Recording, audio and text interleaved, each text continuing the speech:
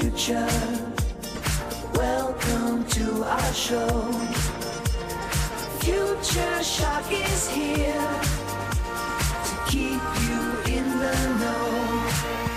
Ready, set, future shock. Ready, set, mash your crowd. Now a man with something to say. Here's your host, Edward St. Pay.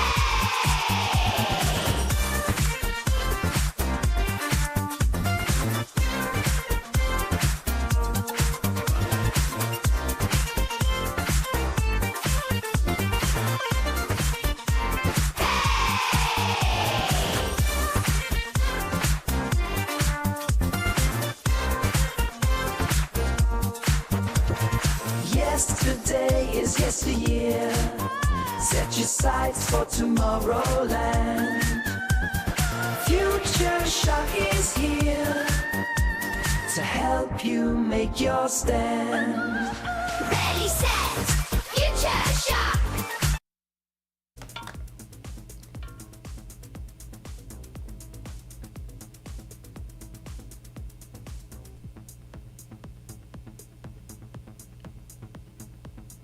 Go back to your music video.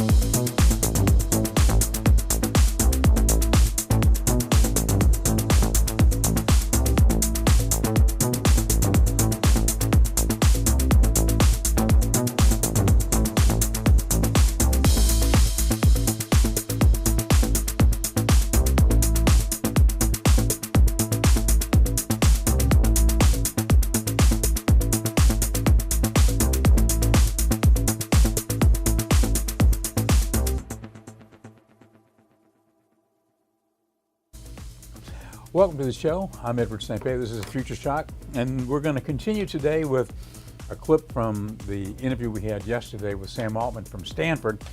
the interview with the entrepreneurial project there. So we'll find out directly from Sam Altman what's going on with ChatGPT 5, and we've got a video on ChatGPT 5, an update as to what to expect from ChatGPT 5. Also, a conversation with Elon Musk. We've got a clip from an interview he did recently. And finally, can humans achieve immortality? This was a question posed to an AI, and we are going to see what the AI came back with. So let's start off with that video today. Let's find out when you pose the question to artificial intelligence, what is the response when you ask, can immortality be achieved by humans? Let's take a look. Is immortality possible? Yes, immortality is possible. As we get older, our cells are replaced by new cells. However, the cells that are replaced don't always reproduce themselves accurately. Eventually, the number of cells in our body will decrease to the point where we will die. However, if we could find a way to keep our cells alive indefinitely, then we would be immortal. So immortality works by rejuvenating our cells. Yes, that's right. What makes you think that? Well, there are a few reasons. For one, we know that cells can regenerate. For example, when you cut your finger and it starts to bleed, the blood cells start to flow and start healing the wound. Cells in our bodies do the same thing. They heal injuries and diseases. So it seems likely that cells could also regenerate and keep us alive indefinitely. How else can immortality be achieved? Another way to achieve immortality is to create a clone of yourself. This is possible because we can copy the DNA of individual cells. We can also clone animals, including humans. Cloning is a very precise process, so it's not easy to make a mistake. But it's possible to create a copy of yourself that is almost exactly the same as you are. Would this person have the same memories as me? No, because memories are stored in the brain. A clone would have the same DNA, but would not have the same memories. What makes cloning possible? Cloning is possible because of the process of somatic cell nuclear transfer, which takes place when a nucleus from one cell is transferred to another. This process can be used to create a clone of any organism.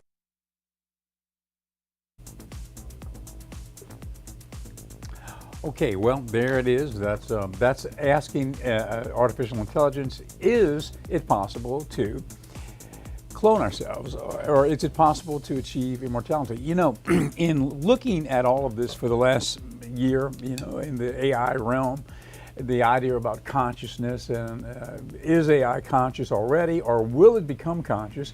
That's a question that comes up a lot. You know, and what is consciousness is a question that comes up a lot too. Really, what is consciousness? And does it have to be in a biological organism like a human, or can it exist in a machine like an AI, artificial intelligence? And so it's a good question. All these questions are coming up, and these are things that I guess we'll be finding answers to as we proceed forward. Okay. All of this is coming out right now, and the various apps are being used in the area of AI.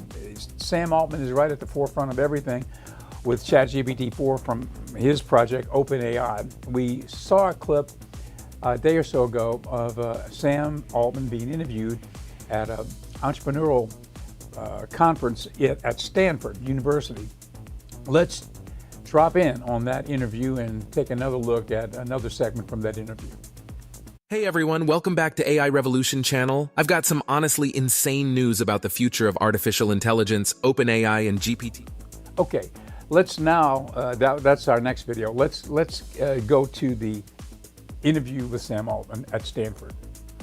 Now I only have the obvious ideas because I'm just like stuck in this one frame, but I'm sure you all have the other ones. But so can I ask it another way, and I don't know if this is fair or not, but what questions then are you wrestling with that no one else is talking about? How to build really big computers. I mean, I think other people are talking about that, but we're probably like looking at it through a lens that no one else is quite imagining yet. I mean, we're definitely wrestling with how when we make not just like grade school or middle schooler level intelligence, but like PhD level intelligence and beyond, the best way to put that into a product, the best way to have a positive impact with that, on society and people's lives? We don't know the answer to that yet. So I think that's like a pretty important thing to figure out. Okay. And can we continue on that thread then of how to build really big computers? If that's really what's on your mind, can you share? I know there's been a lot of speculation and probably a lot of hearsay too about the semiconductor foundry endeavor that you are reportedly embarking on. Can you share what would make what's the vision? What would make this different than it's not others really that are out just there? foundries, although that's part of it. It's like if you believe, which we increasingly do at this point, that AI infrastructure is going to be one of the most important inputs to the future, this commodity that everybody's going to want, and that is energy, data centers, chips, chip design, new kinds of networks. It's how we look at that entire ecosystem and how we make a lot more of that. And I don't think it'll work to just look at one piece or another, but we got to do the whole thing. Okay, so there's multiple big problems. Yeah, I think like just this is the arc of human technological history as we build bigger and more complex systems. And does it grow? So, in terms of just like the compute cost, correct me if I'm wrong, but ChatGPT 3 was, I've heard it was $100 million to do the model, and it was 175 billion parameters. GPT-4 cost $400 million with 10x the parameters. It was almost 4x the cost, but 10x the parameters. Correct me, adjust me. You know it, I don't. I do know it, but I won't. Oh, you can. You're invited to. This is Stanford, Sam. Okay. But even if you don't want to correct the actual numbers, if that's directionally correct, does the cost, do you think, keep growing with each subsequent? Yes. And does it keep growing multiplicatively? Probably. I mean, and so yeah. then the question then becomes, how do you capitalize that? Well, look, I kind of think that giving people really capable tools and letting them figure out how they're going to use this to build the future is a super good thing to do and is super valuable. And I am super willing to bet on the ingenuity of you all and everybody else in the world to figure out what to do about this.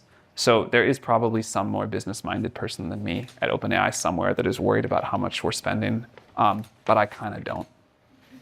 Okay, so that doesn't cross it. So, OpenAI is phenomenal. ChatGPT is phenomenal. Everything else, all the other models are phenomenal. You burned $520 million of cash last year. That doesn't concern you in terms of thinking about the economic model of how do you actually, where's going to be the monetization source? Well, first of all, that's nice of you to say, but ChatGPT is not phenomenal. Like ChatGPT is like mildly embarrassing at best. GPT-4 is the dumbest model any of you will ever have to use again by a lot. But it's like important to ship early and often, and we believe in iterative deployment. Like if we go build AGI in a basement, and then the world is like kind of blissfully walking blindfolded along. I don't think that makes us like very good neighbors. So I think it's important, given what we believe is going to happen, to express our view about what we believe is going to happen. But more than that, the way to do it is to put the product in people's hands and let society co-evolve with the technology. Let society tell us what it collectively and people individually want from the technology, how to productize this in a way that's going to be useful, where the model works really well, where it doesn't work really well. Give our leaders and institutions time to react. Give people time to figure out how to integrate this into their lives, to learn how to use the tool. I'm sure some of you all like cheat on your homework with it, but some of you all probably do like very amazing, wonderful things with it too. And as each generation goes on, I think that will expand. And that means that we ship imperfect products, but we have a very tight feedback loop, and we learn and we get better. And it does kind of. Okay, so that's Sam Altman, and that's a little bit about ChatGPT 4. Now we've got an update coming in a minute, and that will be ChatGPT 5 update. We'll find out, not from Sam, but just in general, what some of the speculation is as regards ChatGPT 5's deployment, which is coming soon. Some people say, very soon, maybe this summer. And it's a big leap forward from ChatGPT 4. And if you've used ChatGPT 4 in the various ways that you can use it in some of the various iterations of it, you already know that it's an amazing thing. And with Sora from OpenAI also, which is the text to video application, and you've got DALL-E, which is the text to graphic app. It's truly, truly amazing. And so ChatGPT 5, everybody's looking forward to it. It's going to be really an exciting project. Okay, this is the point in the show where we do our sponsors message, and that sponsor is the Pendragon Apothecary in Ocean Springs. It's pendragonapothecary.com. It's a forward-leaning wellness shop. It's a biohack headquarters, you might say, for herbal ingredients that help you feel better and feel stronger. And so we're at pendragonapothecary.com, and you can take a look at our online site. It's a Shopify site, so mostly everything is on there. We're still working on it. We're trying to get it perfected. And pendragonapothecary.com to take a look at our various products here at Pendragon Apothecary.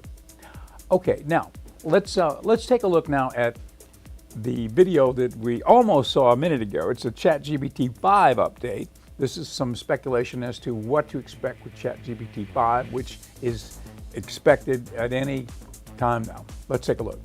Hey everyone, welcome back to AI Revolution channel. I've got some honestly insane news about the future of artificial intelligence, OpenAI, and GPT-5. The CEO of OpenAI, Sam Altman, has made some stunning statements about the upcoming GPT-5 model, which is expected to be the most powerful and versatile AI system ever created. In this video, I'm going to tell you everything you need to know about GPT-5, what it can do, and why it's so exciting. So if you haven't already, smash that subscribe button and ring the bell so you're not left behind on any of this awesome AI stuff we're covering. So OpenAI, the masterminds behind insane projects like GPT-3 and 4, DALL-E, and Codex, models that are so insanely powerful, they've been transforming the tech scene. As we all know, AIs that can write full-blown essays, generate memes on the fly, and even create websites. But that's just the beginning.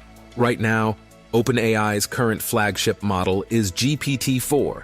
Released just a couple months back in March 2023, this beast was a serious step up from GPT 3.5. GPT-4 is a large multimodal model, which means it can accept both text and image inputs and produce text outputs. It can perform a variety of tasks, such as writing essays, generating code, answering questions, creating images, and more. But it can also handle longer and more complex inputs and outputs than GPT 3.5, thanks to its larger memory and attention span. But trust me, GPT-4 is nothing compared to what GPT-5 will be able to do. According to Sam Altman, OpenAI's CEO, GPT-5 is going to be a total game changer. And today, we're going to unpack what exactly he means by that. First off, he's talked about removing the cap on the length of messages users can send to the model. With GPT-4, you're capped at 2,048 tokens per message. To be honest, that can be a bit limiting. But with GPT-5, users will be able to send unlimited messages to the model, which will allow them to interact with it more naturally and flexibly. For example, users will be able to have longer and more detailed conversations with the model, ask it to perform multiple tasks in a single message, or give it more complex and nuanced instructions. This will make the model more user-friendly and versatile. Then he's mentioned improving mathematical calculations and logical reasoning. Because let's face it, as awesome as GPT-4 is, it sometimes struggles with basic math and logic. But with GPT-5, that's not going to be a problem anymore. Altman said that the model will be able to handle these kinds of problems with ease and accuracy. He has also talked about reducing the AI's excessive apologies and self-deprecation, because honestly, who needs an AI that keeps saying things like, "I'm not very smart," or "I'm still learning," or "please don't judge me"? We want our AI to be confident and reliable. So with GPT-5, Altman said that the model will be more confident and assertive in its responses, and only apologize when it's appropriate or necessary. Also, GPT-5 will be better at remembering things and being consistent. At present, GPT-4 often forgets user inputs and can be inconsistent. For instance, it might say its favorite color is blue, then later say it's green. But GPT-5, according to Altman, will remember more and respond more consistently. This will make it smarter and more tailored to individual users. The best part is that Altman hints at mind-blowing new features for GPT-5 that GPT-4 doesn't have. He didn't reveal much details about these features, but he hinted that they will involve more modalities, such as audio and video inputs and outputs. He also hinted that they will involve more interactivity, such as voice recognition and synthesis, facial expression and emotion detection, and gesture control. He said that these features will make the model more immersive and engaging for users. And I agree because, to be honest, this is going to take AI to a whole new level. Well, Sam Altman is not just any CEO. He's got a grand vision for AI. He's got a passion for changing the world with AI. Well, we're naturally waiting for ChatGPT 5 to arrive on the scene, and we'll be putting it to use here at the Future Shock program in Ocean 7 and bringing to you information so that hopefully you can use it too. You know, the other day we had that story on Udio, which is a music app. It's an AI music app, so it's text to into the app, and it gives you back the music. So at the top of the show, we ran a little bit of that clip that I produced using Udio the other day to give us a theme song, an opening theme song for the show. So we played it at the top. I don't know if we've got it still in the mix there. Let's take a look. Now this was something I texted into Udio, and it came back with this. This is the music and the voice based on the lyrics and the prompts that I sent on what kind of music I wanted. So my lyrics and my prompting as to what, and here comes back the music and the singers via the AI app Udio. Let's take a look.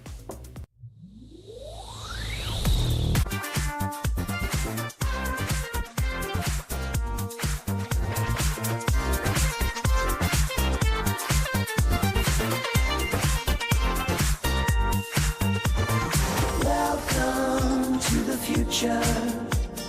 Welcome to our show.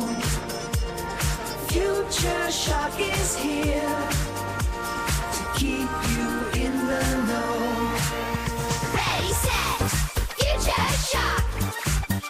Ready, set, rush your crowd. Now a man with something to say. Here's your host, Edward St.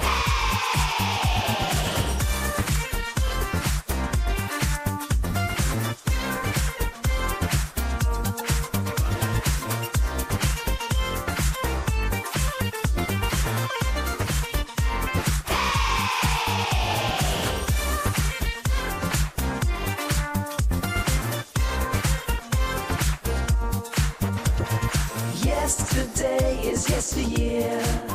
Set your sights for Tomorrowland. Future Shock is here to help you make your stand. Ready, set, future shock. Okay, ready, set, Future Shock. So that was the creation. So now I put the video into it. So what I got back from Udio was the music and the vocals, and then I matched it up with some video and created a little promo. But you can see the power of artificial intelligence even when it comes down to music development. And we did the same thing for the other project that we needed a little music and singing for, and that's the other project called the Magic Hour channel, which is on one of our channels, which is on 7.2 now. We moved it from 7.5 to 7.2 over the air for the Gulf Coast. So you can get it free. It's movies back to back to back, free movies all day long, all night long. It's on 7.2 here on Ocean 7. I don't know if you've got that little, let's run that little promo. Here's an example of the theme music that came back when I prompted Udio to give me a theme. I gave it some lyrics, and it came back with this for the Magic Hour channel. Let's take a look.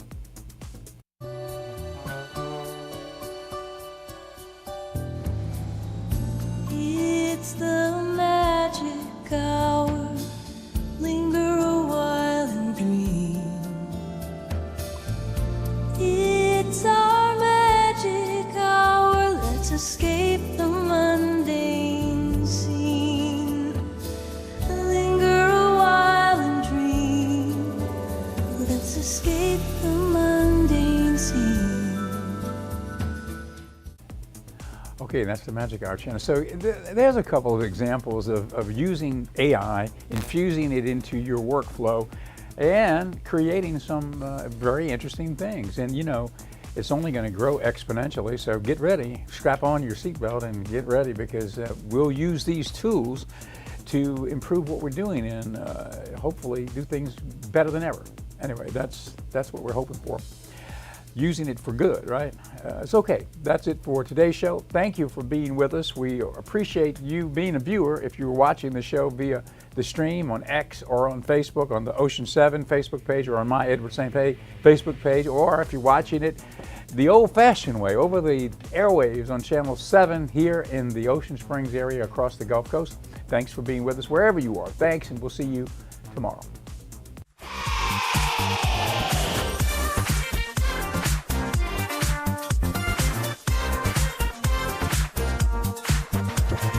Yesterday is yesteryear. Set your sights for tomorrowland. Future Shock is here to help you make your stand.